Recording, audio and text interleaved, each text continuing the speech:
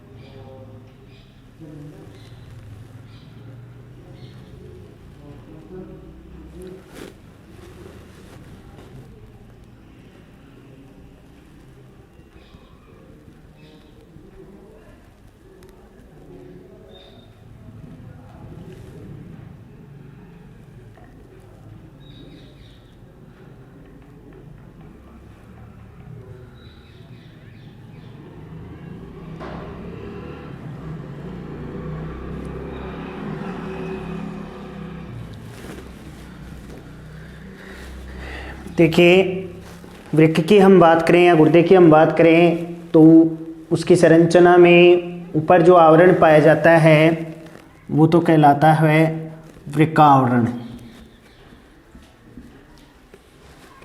साथ ही वृक्क के ऊपर त्रिभुजाकार अंतःस्रावी ग्रंथि स्थित होती है। उस ग्रंथि को कहते हैं एड्रिनल या अधिवृक्क ग्रंथि।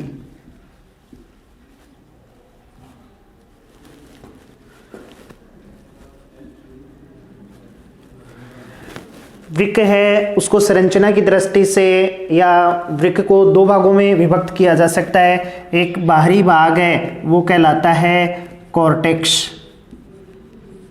या जिसको वल्कुट कहा जा सकता है।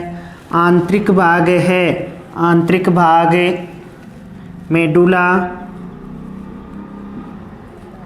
या मध्यांश कहलाता है।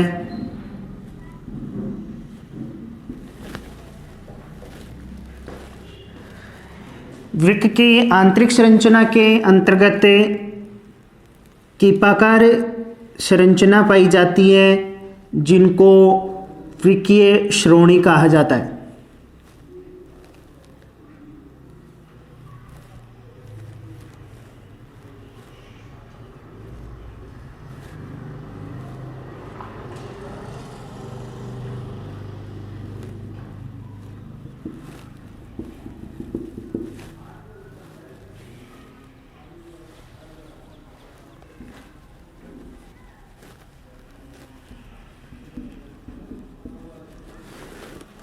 और वृक्क का आंतरिक जो दशा हुआ भाग अंदर की ओर अवतल नुमा होता है, अंदर दशा हुआ भाग जहाँ से रक्तवाहिनियाँ हैं, तंत्रिका कोशिकाएं हैं, मूत्रवाहिनियाँ वगैरह है आकर मिलती है, वो वाला स्थान है वो कहलाता है हाइलम।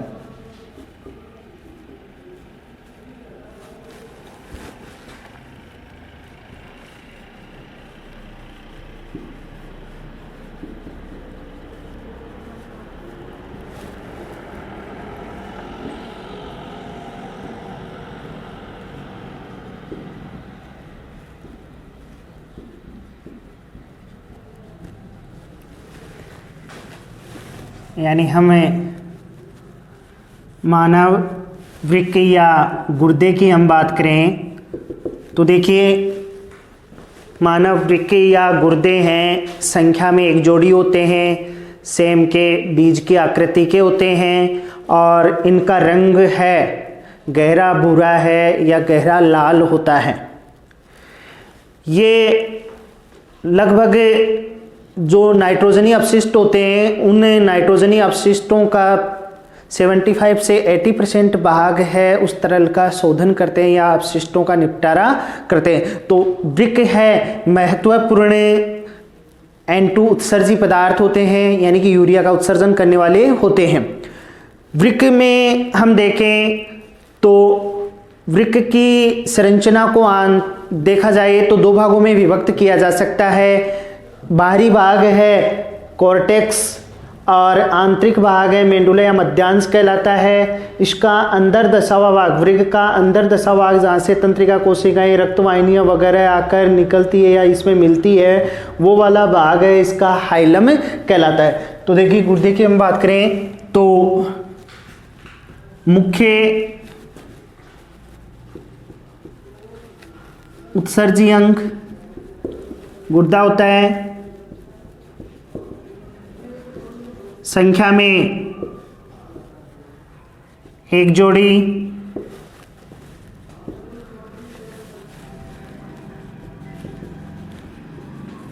सेम के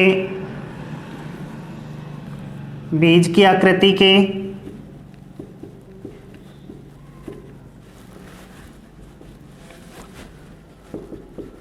रंग है गहरा भूरा या फिर गहरा लाल। मानव शरीर में हम इसकी स्थिति की बात करें तो पीछे की तरफ कशेरुक दंड के या रीढ़ की हड्डी के दोनों ओर पीछे की तरफ आमाशय से नीचे स्थित होते हैं।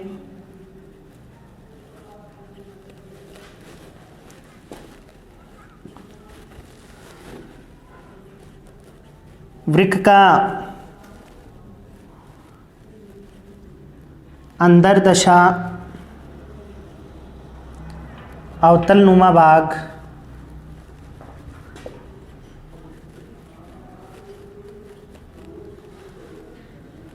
हाइलम कहलाता है।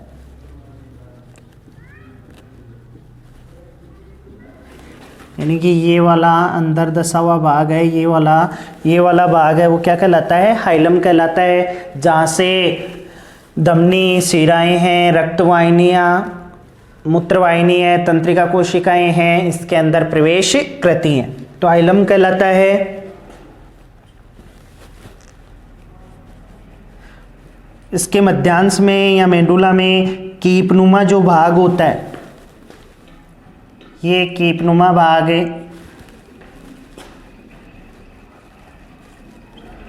वृक्कीय श्रोणी कहलाता है। क्या कहलाएगा? वृक्कीय श्रोणी कहलाता है। वृक्क के स्पष्ट दो क्षेत्र, बाहर वाला भाग है वो तो कहलाएगा कॉर्टेक्स, यानी कि वृक्क के दो स्पष्ट क्षेत्र हैं। बाहर वाला भाग है, ये बाहर वाला भाग है वो तो कहलाता है कॉर्टेक्स या वल्कुट, और दूसरा वाला जो आंतरिक भाग होता है, अंदर वाला भाग है, वो मेडुला या क्या कहलाता है? मध्यांश। मेडुला या मध्यांश। साथ ही देखिए हम बात करें तो वृक्क है, वृक्क का निर्माण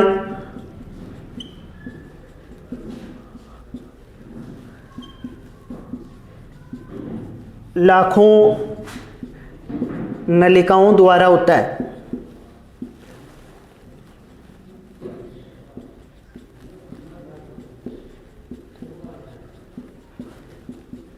जिसे या तो वृक्काणु कह सकते हैं या फिर उनको क्या कहा जाता है, क्या भी कह सकते हैं, नेफ्रॉन कहते हैं। तो मानव उत्सर्जन तंत्र की क्रियात्मक और संरचनात्मक इकाई है वो क्या कहलाती है, नेफ्रॉन। तो एक वृक्क की संरचना के अंतर्गत ये भाग था कि मुख्य वृक्क है, मुख्य उत्सर्जी अंग होता है जो तकरीबन 75% N2 अपशिष्ट हैं उनका निपटारा करता है। संख्या में एक जोड़ी होंगे, सेम के बीज की आकृति के होंगे।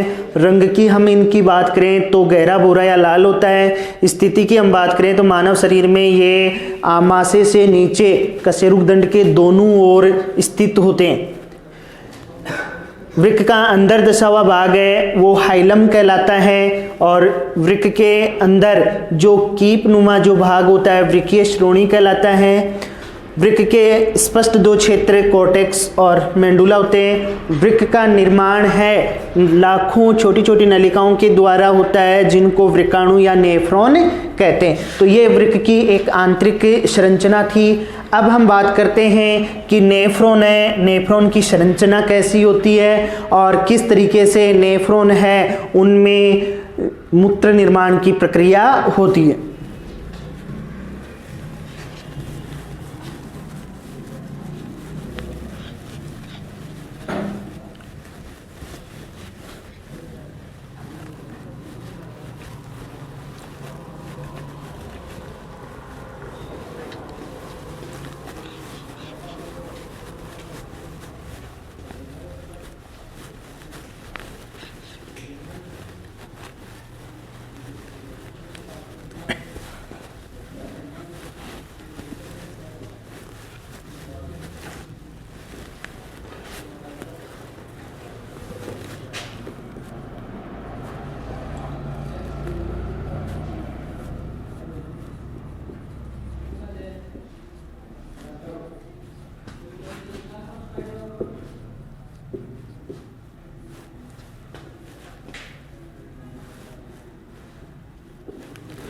तो देखिए वृक्काणु या नेफ्रॉन की हम बात करें तो वृक्क के निर्माण में लाखों जो नलिकाएं भाग ले रही हैं वो नलिकाएं नेफ्रॉन कहला रही हैं। मानव उत्सर्जन तंत्र की क्रियात्मक और जो संरचनात्मक इकाई होती है वो क्रियात्मक और संरचनात्मक इकाई नेफ्रॉन कहलाती है। उत्सर्जन तंत्र की क्रियात्मक एवं संरचनात्मक इकाई नेफ्रॉन कहलाती है। अब देखिए नेफ्रॉन की संरचना लेते हैं तो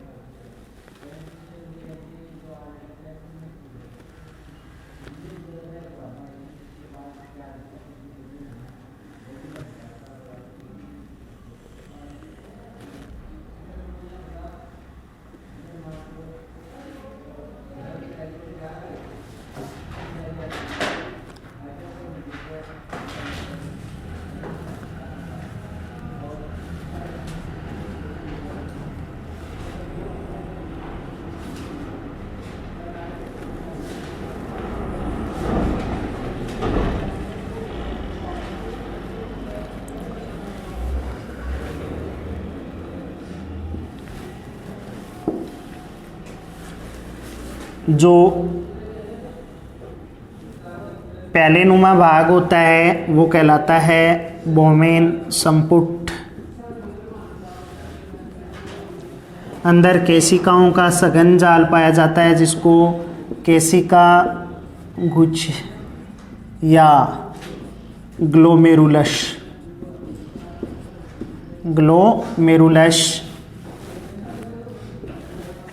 लाने वाली शुद्ध रक्त को लाने वाली जो धमनिका होती है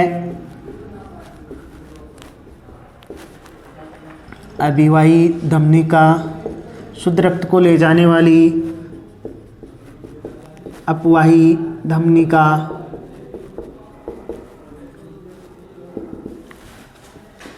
फिर वो मेन संपुट प्यालेनुमा भाग है, उससे नीचे जो नलिकीय भाग चलते हैं उनमें सबसे पहला नलिकीय भाग होता है वो होता है समीपस्थ सहवलित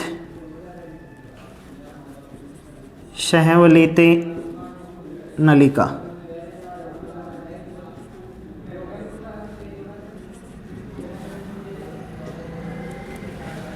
मध्य वाला भाग है जो होता है वो युवाकार का होता है, ये कहलाता है हेनले का लूप। पिननुमा भाग हेनले का लूप या हेनले का पाश, ये इसकी अवरोही भुजा,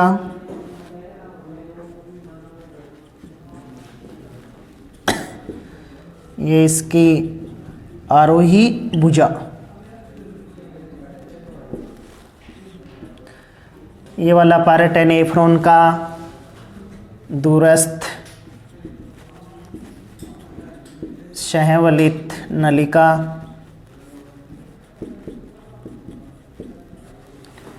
और लास्ट जो भाग होता है वो होता है संग्राहक नलिका।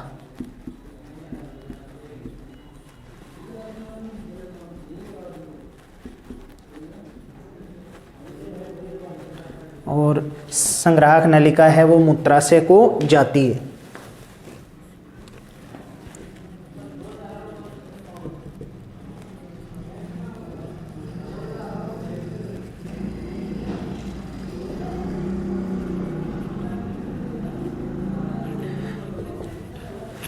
तो देखिए हम बात कर रहे थे जो वृक्क है उसका निर्माण है असंख्य छोटी छोटी लाखों नलिकाओं के द्वारा होता है जिनको नेफ्रॉन कहते हैं। उत्सर्जन तंत्र की क्रियात्मक है और जो संरचनात्मक इकाई है वो क्या कहलाती है, नेफ्रॉन कहलाती है। नेफ्रॉन की हम बात करें तो नेफ्रॉन के मुख्य जो पार्ट होते हैं वो एक तो वो मेन संपुट प्यालेनुमा भाग है जिसमें अभिवाही धमनिका और अपवाही धमनिका आती है और यहाँ केशिकाओं का सघन जाल पाया जाता है। और यही अशुद्ध जो रक्त आ रहा है उस अशुद्ध रक्त के साथ जो N2 अपशिष्ट आ रहे हैं उसको छन्नित किया जाता है। तो यहाँ अल्ट्रा फिल्ट्रेशन या निस्यंदन या निस्पंदन की क्रिया होती है। कौन से पार्ट में, वोमेन संपुट में। वोमेन संपुट से बाद में जो नलिकीय भाग चलता है वो कुंडलित नलिकाएं चलती हैं जिसमें समीपस्थ कुंडलित नलिका है, ऐसे ही मध्य वाला भाग है हेनले का लूप है, दूरस्थ नलिकाएं, संग्राहिक नलिकाएं, ऐसे हेनले के लूप की दो भुजाएं बन जाती हैं, एक अवरोही भुजा और एक आरोही भुजा। तो देखिए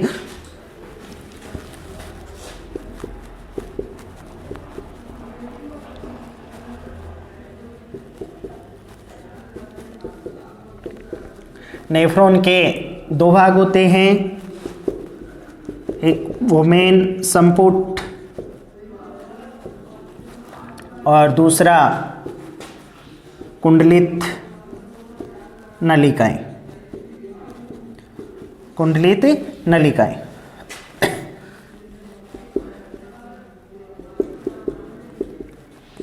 वोमेन संपुट की हम बात करें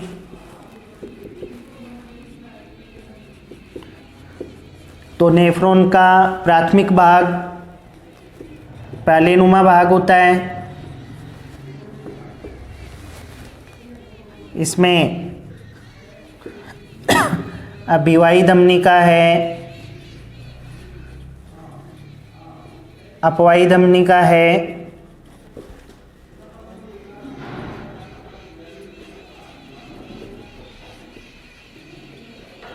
उसकी उपस्थिति होती है।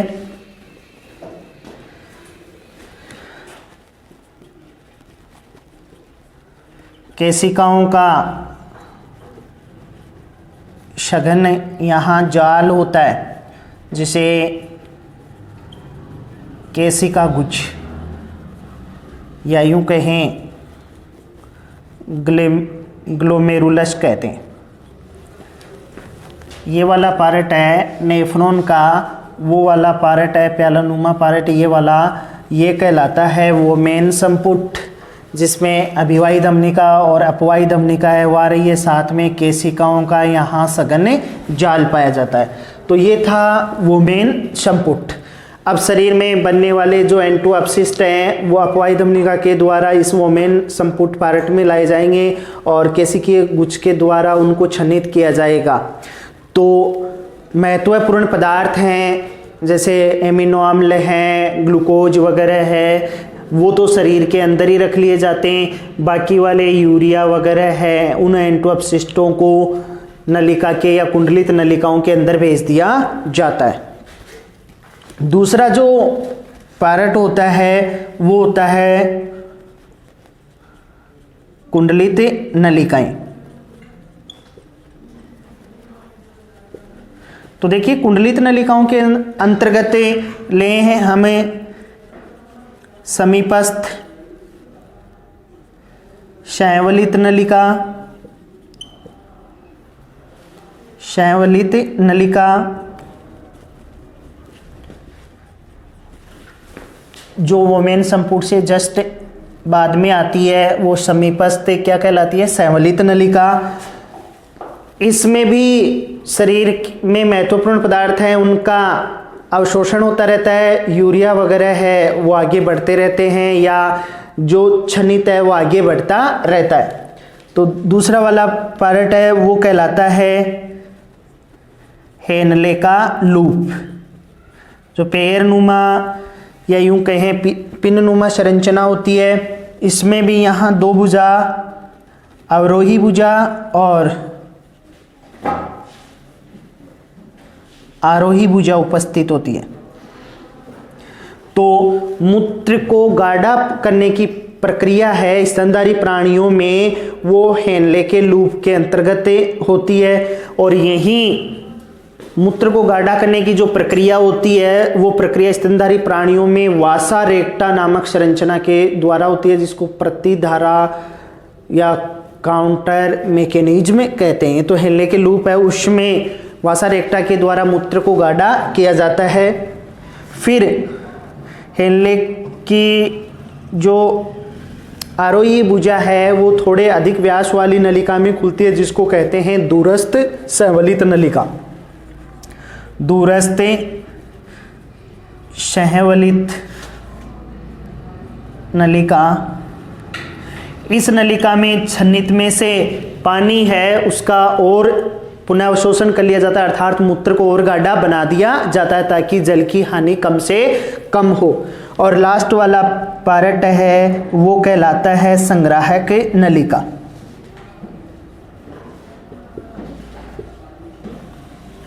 संग्राहक नलिका के अंतर्गत जो एंटोअपसिस्ट आ रहे हैं यानी कि मूत्र बन गया, उस मूत्र को संग्राहक नलिका के अंदर इकट्ठा कर लिया जाता है। यह अधिक व्यास वाली नलिका है जो मूत्राशय में खुलती है। मूत्राशय के अंतर्गत मूत्र को इकट्ठा कर लिया जाता है। मूत्राशय एक लचीली थैलेनुमा संरचना होती है जिसके अंतर्गत मूत्र को इकट्ठा कर लिया गया और मूत्राशय है वो फैलता जाएगा और तंत्रिकीय प्रतिवर्त क्रिया के द्वारा मूत्र अवरोधनी से इस मूत्र को शरीर से बाहर उत्सर्जित कर दिया जाता है। तो इस प्रकार से नेफ्रॉन की संरचना में हम देखें तो मुख्य पार्ट यहाँ दो आ रहे थे, एक वोमेन संपुट आ रहा था और दूसरे वाले नलिकाएं आ रही थी जिसमें कई प्रकार की थी। समीपस्थ नलिकाएं, हेनले का लूप है, दूरस्थ शैवलित नलिका और संग्राहक नलिका, ये था। तो नेफ्रॉन है वो नाइट्रोजनी अपशिष्टों को रक्त से अलग करने का कार्य करता है, यानी कि यहाँ जो एंटोअपसिस्ट हैं वो रक्त से अलग हो जाते हैं और अंत में मूत्र का निर्माण होता है। तो मूत्र का निर्माण 3 चरणों में अल्ट्राफिल्ट्रेशन या निस्यंदन, पुनरावशोषण और श्रावण प्रक्रिया के द्वारा होता है। तो आज हमने मानव के वृक्क की संरचना और नेफ्रॉन या वृकाणु है उसकी संरचना कैसी होती है इसके बारे में अध्ययन किया। नेक्स्ट वीडियो में हम लेंगे कि मानव है उसमें मूत्र निर्माण कैसे होता है, कितने चरणों में होता है। अभी हम ले रहे थे सामान्य स्तर पर कि मूत्र निर्माण है वो 3 चरणों में होता है, अल्ट्राफिल्ट्रेशन, पुनरावशोषण और श्रवण। इसके साथ ही अनेकों अन्य उत्सर्जी अंग भी होते हैं, जैसे त्वचा है, त्वचा के द्वारा लवण है, लैक्टिक अम्ल है, पसीना है, उसका उत्सर्जन होता है। फेफड़ों के द्वारा CO2 का उत्सर्जन होता है। ऐसे ही यकृत के द्वारा बिलीविरिडीन, बिलीरुबिन है, उनका उत्सर्जन होता है। तो वृक्क के अलावा भी मानव में अन्य उत्सर्जी अंग होते हैं जो विभिन्न अपशिष्टों को शरीर से बाहर निकालने का कार्य करते हैं। धन्यवाद।